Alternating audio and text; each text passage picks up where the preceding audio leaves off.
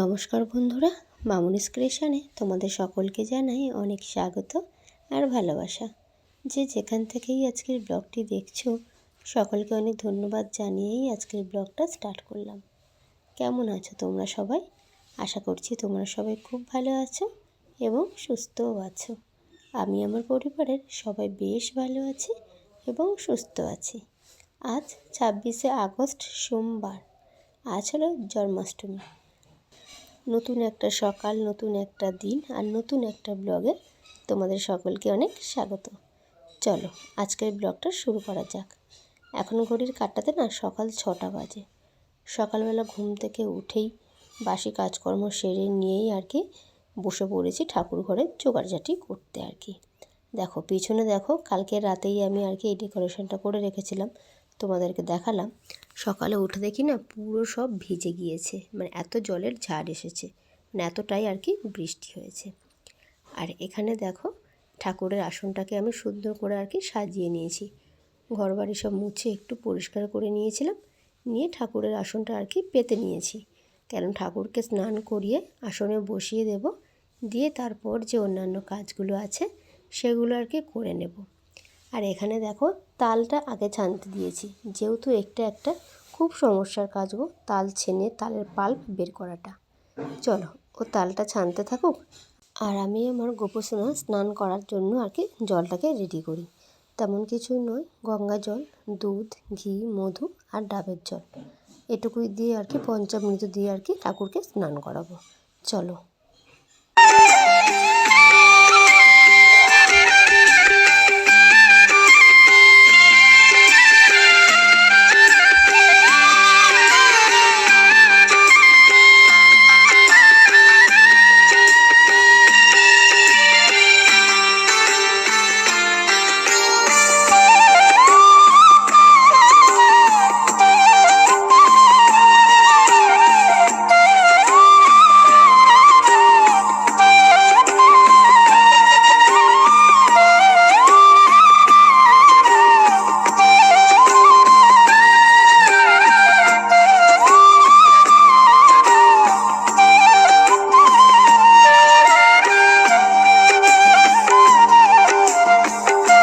চলো ঠাকুরকে স্নান করানো কমপ্লিট। দুটো পুচু পুচু গোপাল আমার, দুটো তোমরাই জানো, একটা বড় গোপাল একটা পুচকু গোপাল। বড় গোপালে স্নান করিয়ে গা মুছিয়ে নিয়ে এলাম, নিয়ে ওকে জামা কাপড় পরিয়ে রেডি করে সিংহাসনে দিয়ে দেবো। দিয়ে পুচকু গোপালটাকেও স্নান টান করিয়ে রেডি করিয়ে দুজনকে সিংহাসনে বসিয়ে তারপর আর কি ঠাকুরের যে ভোগের খাবারগুলো সেটাই আর কি করবো। তাল ছানা প্রায় কমপ্লিট হয়ে এসছে। দেখো এখানে দেখো তাল ছানা প্রায় কমপ্লিট। ও ছিল বলে না অনেকটাই কাজে হেল্প হয়েছে গো, অনেকটাই কাজ করে দিয়েছে ও আমার, নইলে একা একা করলে তো আরও অনেকক্ষণ সময় লাগতো। যদিও মানে করে নিতাম, কিন্তু সেটা ছিল বলে অনেকটাই আমার হেল্প হয়েছে। যাই হোক, ও তাল ছানছে, আমি এদিকে ঠাকুরগুলোকে স্নান করিয়ে আসনে বসিয়ে দিয়েছি। দিয়ে এখানে দেখো আমি নারকেল নাড়ুর পাক বসিয়েছি। নারকেল নাড়ুটা করে নেব, নিয়ে সুজিটাকে দেখো ভাজতে দিয়েছি। নারকেল নাড়ুর পাকটা লাভিয়ে রেখে সুজিটাকে ভাজতে দিয়েছি। এটা মোহনভোগ বানাবো, এটাকে বসিয়ে দিয়েই আর কি নাড়ুগুলো আমি পাকিয়ে নেব। কি বলো তো, এই নারকেল নাড়ু না বেশি ঠান্ডা হয়ে গেলে না পাকানো যায় না, আর গরম গরম পাকালে না পাকটা বেশ ভালো থাকে, মানে শক্ত শক্ত পাকটা বেশ মানে তাড়াতাড়ি আর কি নাড়ুটা পাকানো যায়। যাই হোক চলো নাড়ুগুলো পাকিয়ে নিয়ে মোহনভোগটাকে নামিয়ে নেব। দুধ, চিনি, কিশমিশ আর এলাচ দিয়েছি, আর একটু কাজু বাদাম দিয়েছি গো। কেশরটা আনা হয়নি গো, কেশরটা আনলে মানে মোহনভোগে দিলে না কালারটা খুব মিষ্টি কালার আসতো। যাই হোক চলো, নাড়ু হয়ে গেছে, মোহনভোগ হয়ে গেছে। এখানে তালের বড়ার জন্য আর কি আমি মাখাচ্ছিলাম। নারকেল ছিল, চিনি ছিল, ময়দা ছিল, অল্প একটু সুজি ছিল, আর একটু দিয়েছিলাম মৌরি, দিয়ে ভালো করে আর কি বড়ার জন্যই মাখাচ্ছিলাম। বেশি করেই মাখিয়ে নিলাম। এর মধ্যে একটু দুধ আর একটু নারকেল দিলে একটু পাতলা করে মালপোয়াটা ভেজে নেব, ওই জন্যই আর কি এতটা মানে পরিমাণ আর কি একসাথেই মেখে নিলাম।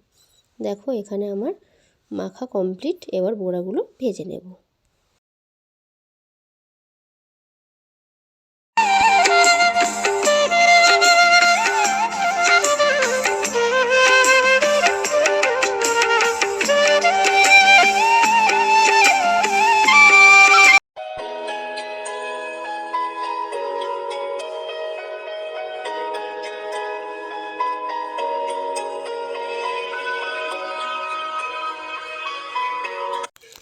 দেখো এখানে আমার তালের বড়াগুলো আর কি অনেকগুলোই ভাজা হয়ে গিয়েছে, 3 খোলা হয়েছে, মানে 3বার দিয়েছি আর কি, এটাই আর কি শেষ।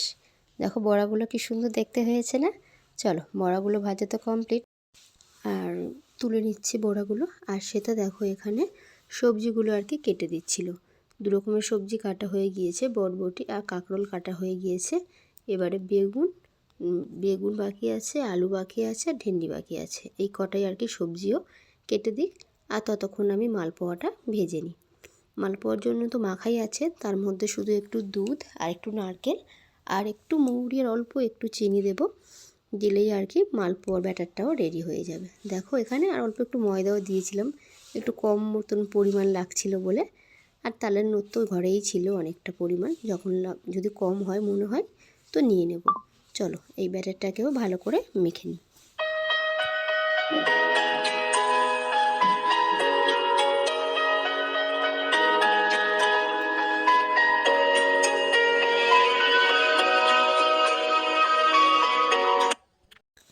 দেখো মালপোয়াগুলো ছাড়ছিলাম, মানে ছোটো ছোটো না ডাবু হলে না মালপোয়াটা ছাড়তে সুবিধাই হয়, কিন্তু ঠাকুর ঘরে তো অত ছোটো ডাবু আমার নেই। কিন্তু হাত দিয়েও ছেড়ে দেখো মালপোয়াগুলো একদম আলুর চপের মতন আর কি গোল গোল হয়ে ফুলে উঠেছে, বেশ ফুলে উঠেছিল, তুলতুলে নরম হয়েছিল গো মালপোয়াগুলো। দেখতে দেখো বেশ সুন্দর হয়েছে না? আসলে কি বলো তো, ঠাকুরের আশীর্বাদ থাকলে না মানে সব কাজেই দেখবে খুব সুন্দর হয়। আমি ভাবছিলাম যে মালপোয়াগুলো তো মানে ডাবু নেই, ছাড়তে পারবো না, কি করব, কিন্তু দেখো কি সুন্দর হয়েছে মালপোয়াগুলো। যাই হোক চলো মালপোয়া কটা ভেজে তুলে নিয়ে তারপর আর কি সবজিগুলো ভেজে নেব, নিয়ে তারপর লুচিটা সবার শেষে আর কি ভাজা হবে। দেখো একে একে সব সবজিগুলো আমি ভেজে নেব।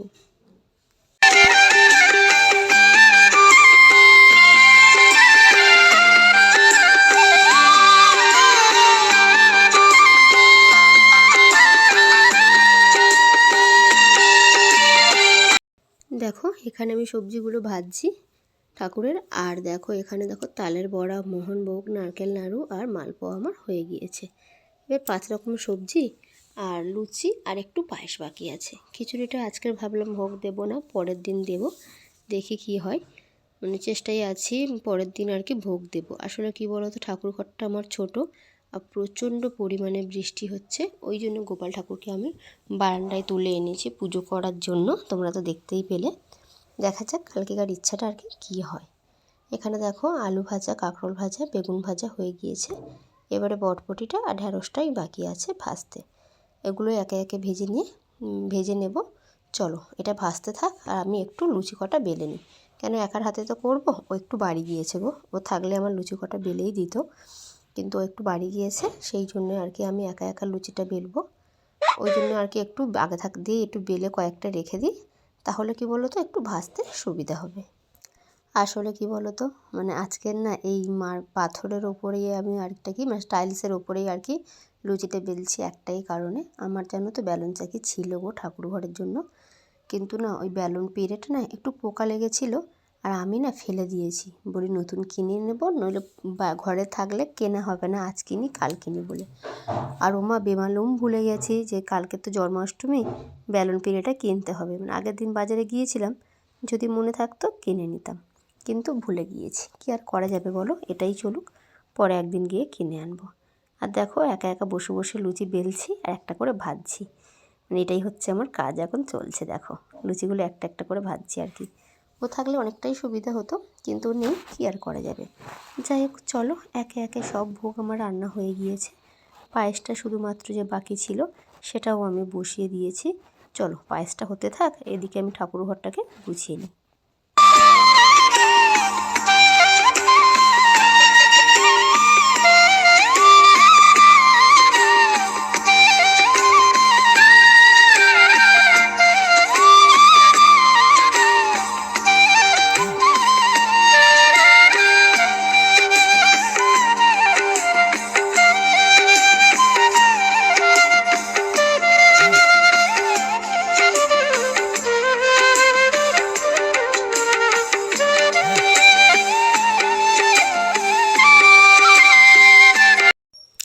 দেখো এখানে আমার গোপু সোনারা রাজবেশে আর কি বসেছে, যতটা পেরেছি সাজিয়ে গুছিয়ে দিয়েছি, সব কিছু জোগাড় করে নিয়েছি যেটুকু আমি আর কি পেরেছি। আর এবছর তো আমার ঠাকুরমশাই নেই, এবছর পুজোটা আমিই করব। ঠাকুরকে একটু ফল মিষ্টি দিয়ে, একটু পঞ্চ প্রদীপ দিয়ে একটু আরতি করব, একটু ধূপ আরতি করব, করেই পুজোটা আর কি আমি শেষ করব।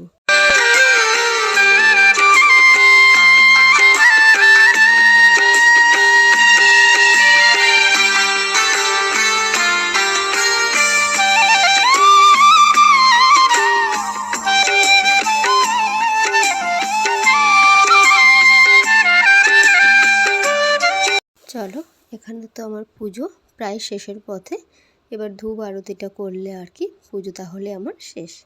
চলো তাহলে আজকের ব্লগটা এখানেই শেষ করছি। সবাই সুস্থ থাকবে, ভালো থাকবে আর সাবধানে থাকবে। আর ব্লগটি কেমন হলো অবশ্যই কমেন্ট করে জানাবে। দেখা হবে খুব তাড়াতাড়ি আবারও একটি নতুন ব্লগের সাথে। ততক্ষণের জন্য টাটা।